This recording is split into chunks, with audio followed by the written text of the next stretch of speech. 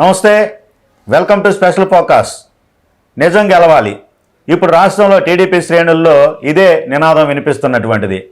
చంద్రబాబు జైల్లో ఉన్నప్పుడు ఏదైతే స్కిల్ డెవలప్మెంట్ కేసుకు సంబంధించి భువనేశ్వరి చంద్రబాబు సతీమణి రాష్ట్ర వ్యాప్తంగా చంద్రబాబు జైలుకు వెళ్ళటం వల్ల ఏదైతే మనస్తాపంతో మనోవేదనతో చనిపోయినటువంటి వారి ఫ్యామిలీలని పరామర్శించేటటువంటి కార్యక్రమమే నిజం గెలవాలి.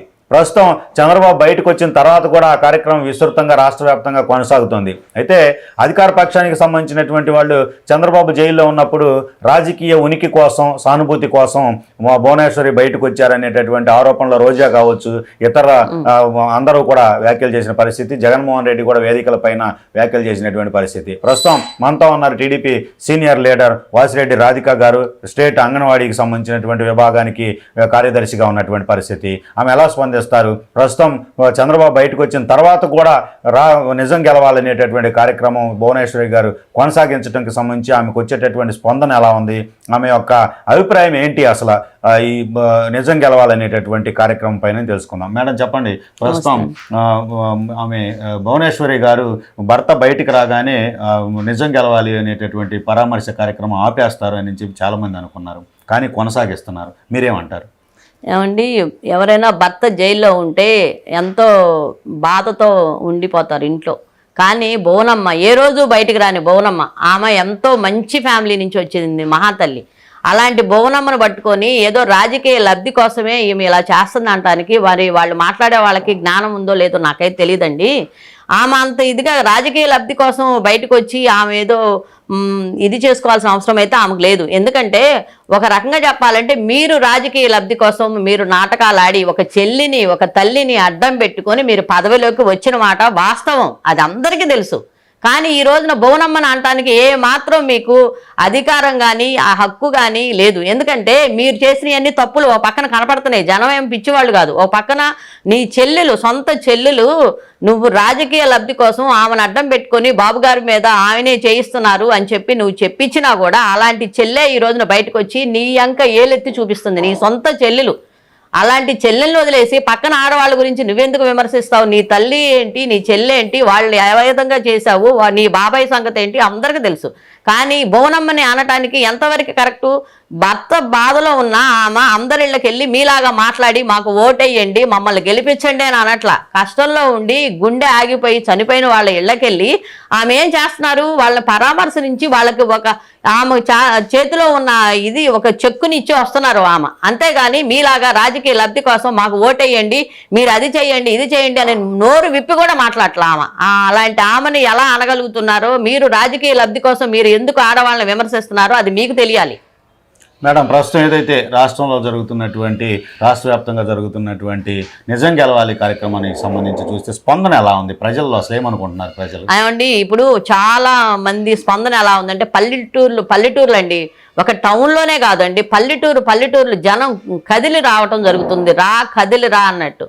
ఎందుకంటే ప్రతి వాళ్ళు కష్టంలో ఉన్నారు. ఈ ప్రభుత్వం వచ్చిన దగ్గర నుంచి ఒక చిన్న పేద ఫ్యామిలీ నుంచి ఒక కోటీశ్వరుడు వరకు అందరూ కష్టాల్లోకి వెళ్ళారు. ఎందుకంటే ఉన్న వాళ్ళకి బాధలు ఉండవు, లేని వాళ్ళకి బాధలు ఉంటాయని అనుకుంటాం. కానీ వాళ్ళకు కూడా వ్యాపారాలన్నీ ఆగిపోయి వాళ్ళు ఇబ్బందుల్లోకి వెళ్ళిపోయారు, వీళ్ళు ఇబ్బందుల్లోకి వెళ్ళారు. ఎవ్వరూ మనశ్శాంతితో అయితే బతకట్లేదండి, దానిలో డౌట్ లేదు. అందుకని ఇప్పుడు ఈ మహానుభావుడు ఎప్పుడు దిగిపోతాడు, ఈ 2 నెలలు ఎప్పుడు అయిపోతాయి, మన బాబు గారు ఎప్పుడు వస్తారు, ఆయన వస్తే మన పిల్లల భవిష్యత్తులు బాగుంటాయని ఒక నమ్మకం అనేది ప్రజల్లో కలిగిందండి. అది మాత్రం వాస్తవం. పక్కాగా ఈసారి బాబు గారి ప్రభుత్వం రావటం ఖాయమండి.